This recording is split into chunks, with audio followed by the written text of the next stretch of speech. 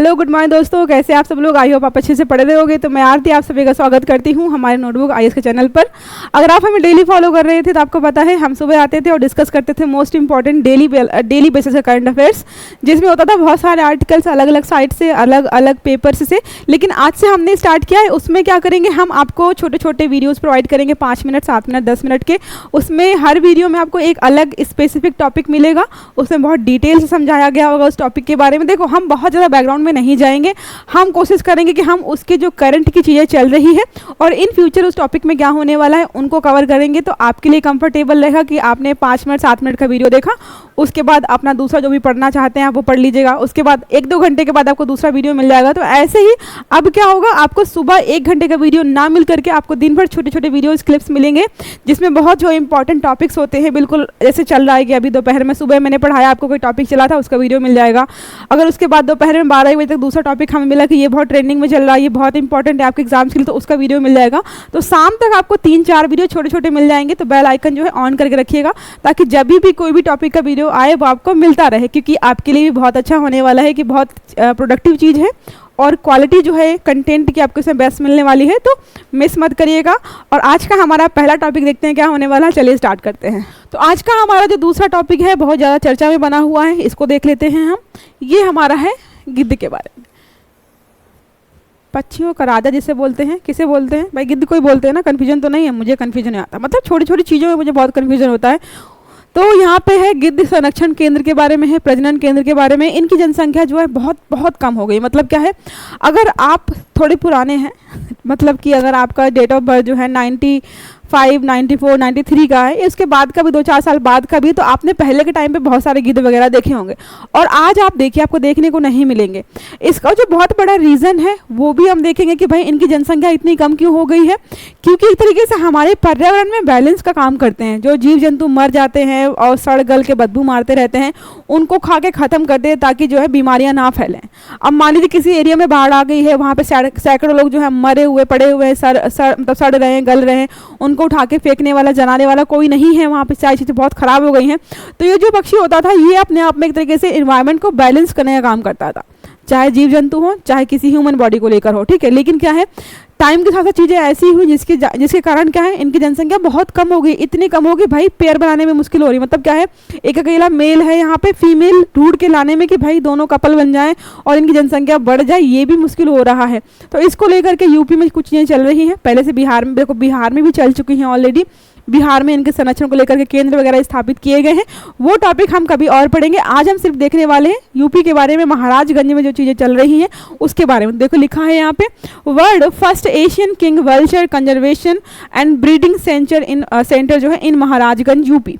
तो महाराजगंज यूपी में पहली बार वर्ल्ड का फर्स्ट एशियन किंग जो है, जिसको एशियन किंग वल्चर बोलते हैं एक तरीके से, उसका कंजर्वेशन, संरक्षण और ब्रीडिंग मतलब प्रजनन के लिए एक केंद्र स्थापित किया गया है, ताकि इनकी जनसंख्या बढ़ाई जा सके।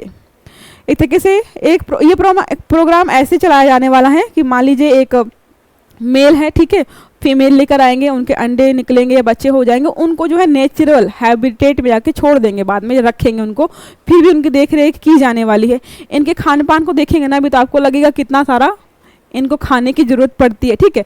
इसको लेकर के हम बहुत सारी चीज़ें देखेंगे। देखिए यहाँ पे लिखा है, महाराजगंज में बना विश्व का पहला एशियाई किंग गिद्ध संरक्षण और प्रजनन केंद्र। ये पढ़ी लिया हमने। उत्तर प्रदेश के महाराजगंज में एशियाई राजा गिद्ध या लाल सिर वाले, स्पेशल जो चीज़ पढ़नी है, ध्यान देना है यहाँ पे, लाल सिर वाले, ठीक है, लाल सिर वाले गिद्धों के लिए दुनिया का पहला संरक्षण और प्रजनन केंद्र स्थापित करने की योजना बन रही है, ठीक है, बन रही है योजना। ये सुविधा 2007 से अंतर्राष्ट्रीय प्रकृति संरक्षण संघ की लाल सूची में अत्यधिक, जो रेड लिस्ट है, अत्यधिक विलुप्त होने वाले प्रजातियों के जनसंख्या में सुधार करेगी। केंद्र का नाम जटायु संरक्षण और प्रजनन केंद्र रखा गया है। जटायु के बारे में पढ़ा होगा आपने, अगर रामायण देखी है आपने, जटायु देखा है ना आपने, जटायु महाराज को देखा होगा आपने, ठीक है। तो नाम क्या रखा गया है, जटायु संरक्षण और प्रजनन केंद्र, ठीक है। तो ये नाम याद रखिएगा। और कौन सी यहाँ पे स्पेशल है, तो लाल सिर वाले गिद्ध यहाँ पे होने वाले हैं। फिर क्या लिखा है, एशियाई राजा गिद्ध के बारे में। अब एशिया का राजा मतलब जो गिद्धों में या पक्षियों में जो राजा है अपने आप में, उसके बारे में थोड़ा देख लेते हैं। यह गिद्ध की 9 प्रजातियों में से एक है जो भारत में पाई जाती है। 9 अलग अलग प्रजातियां होती हैं। तभी मैंने बोला इस स्पेशल ध्यान देना है। क्वेश्चन बनाया, स्टेटमेंट में लाल की जगह पीला कर दिया तो आपको दिन में तारे नजर आ जाएंगे और लाल पीला दिखाई देना शुरू हो जाएगा। इसलिए ध्यान देना है कि क्या बोल रहा है। तो लाल सिर वाले, ठीक है, अलग अलग 9 प्रजातियां हैं, उनमें से जो लाल सिर वाला जो गिद्ध है हमारे भारत में मिलता है। इसे एशियाई राजा गिद्ध या पांडिचेरी गिद्ध भी कहा जाता है, जो भारत में बड़े पैमाने पर पाया जाता था। ठीक है, पाया जाता था, ध्यान देने वाली बात है कि पाया जाता था, अभी नहीं पाया जा रहा है, मतलब मिल रहे हैं, लेकिन जितनी जनसंख्या इनकी होती थी उतनी नहीं है। लेकिन डाइक्लोफेनाक ये जो दवा है ना, इस दवा की वजह से यहाँ पे जनसंख्या कम हुई है।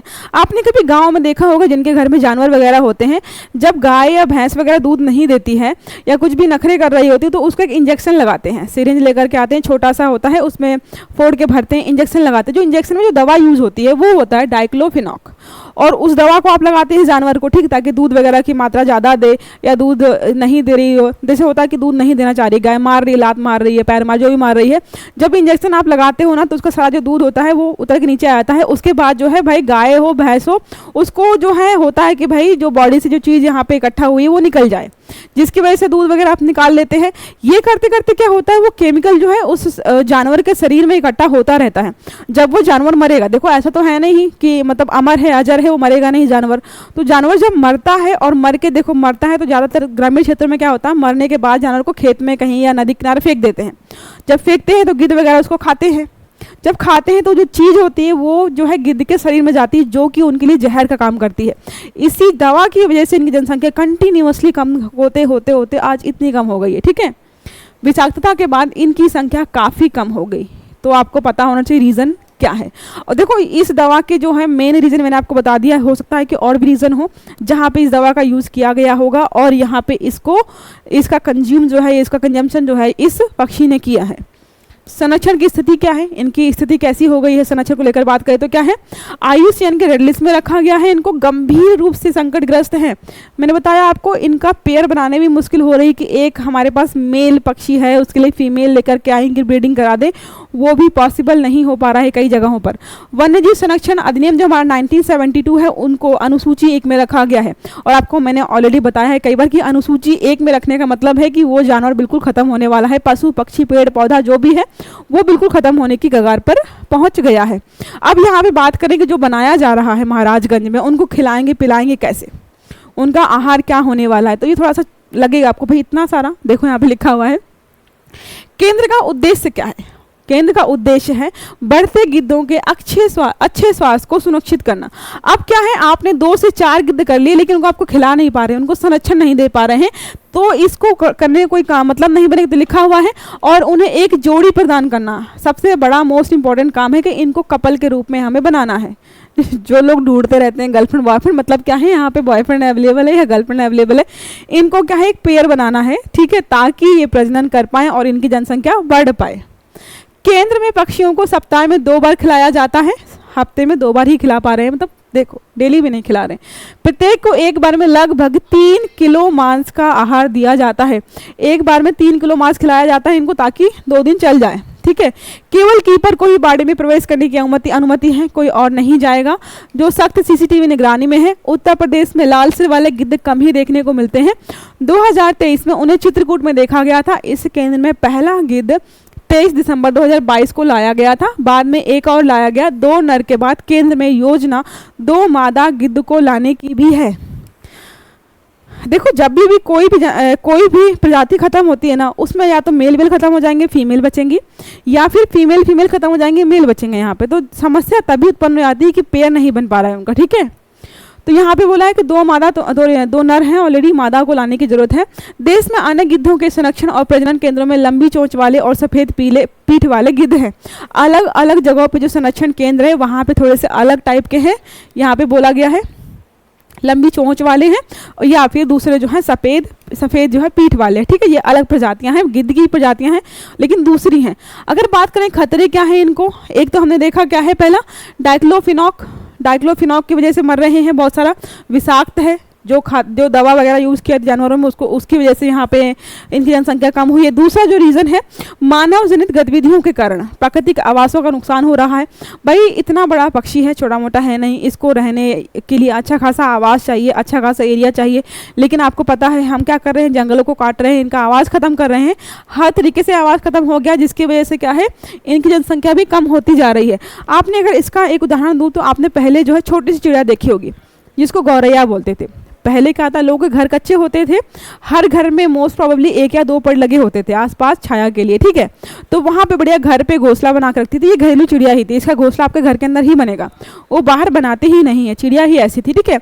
लेकिन अब क्या है, लोगों ने ऐसे घर बनाए हैं पक्के कि वहाँ पे एक मच्छर भी अंदर आए तो उसको सोचना पड़े कि भाई जाऊँ कहाँ से, ऐसे चलो घर बनवाते हैं, जिसकी वजह से कंटिन्यूसली क्या हो गया, जो गौरैया चिड़िया थी उसको घोंसला बनाने को नहीं मिला, अंडे नहीं दे पाई, जनसंख्या उनकी कम से कम होते होते बहुत कम हो गई है।